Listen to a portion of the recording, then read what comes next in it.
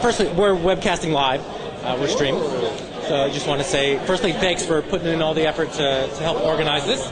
Oh, not a problem. And secondly, we were speaking with Melanie earlier. Yeah. And my question is, how do you get your spouse to actually listen to your podcasts? How do you get your spouse? Yeah, none of our spouses ever listen to what we do. What's the secret?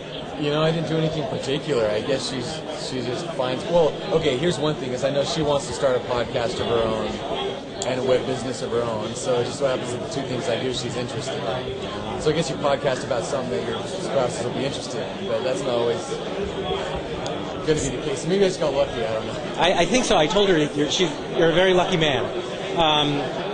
How are you holding up? It is hour 7 of the PodCamp. I imagine it's been a very full week and full month. How you doing? I'm pretty tired. I'm looking forward to the rest of the event, but also tomorrow when I'm going to do nothing but veg because I got like 3 hours of sleep last night, and this whole week I've been traveling and stuff, so it's been the end of a long week, but it's so exciting. The adrenaline's keeping me going. I'm having such a great time. How? People are saying before, is this an unconference? Is it an unconference? What do you call it? And how did you try to bring in the commercial sponsorship that's required to host it to this scale while maintaining the unconference feel?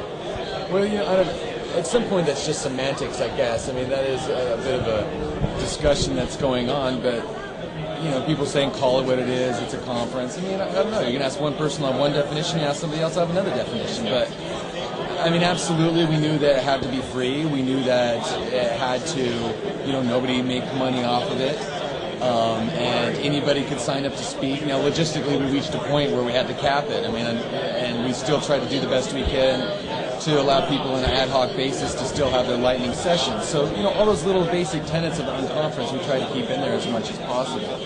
You know, at some point, does too many booths and too many sponsors make you a conference? I don't know, but I certainly know there's things at this conference that you'd never see at any other traditional conference. You know, I mean, I've talked to a 14-year-old and his mom who they would have never been able to pay $1,000 to go to an industry podcasting conference. It just never would have happened. You know, so there's absolutely elements here that you just wouldn't find at other places. But the way we keep it that way is we just trust in the community, the people coming to make it that way. I mean, there's only so much we can do, and then it's up to the people to make the event that they want to make it. My sense so far is it's going great. I just want to check in with you guys if you have any questions for Jason.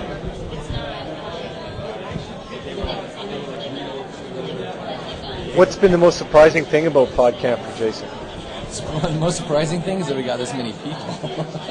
How many people have actually registered so far? We, as of this morning, it was around like 1225 that had actually registered. You know, I'm not sure how many have actually shown up. We'll get those numbers later, but I mean, it's Easter weekend, and you know, a lot of the other PodCamps, 300-400 people. That was a pretty good turnout, right? So we're like, yeah, we'll be lucky. We'll be great. 300-400 would be great, but you know, when all of a sudden we started hitting 500, 600, 800, and then the last week it's just exponential. You know, oh my gosh, I never imagined it would hit 1,200 plus people registered. So that's been really surprising. All right. Well, thank you very much, Jason. I hope you sleep very well tonight. I will. Thank you. Thanks.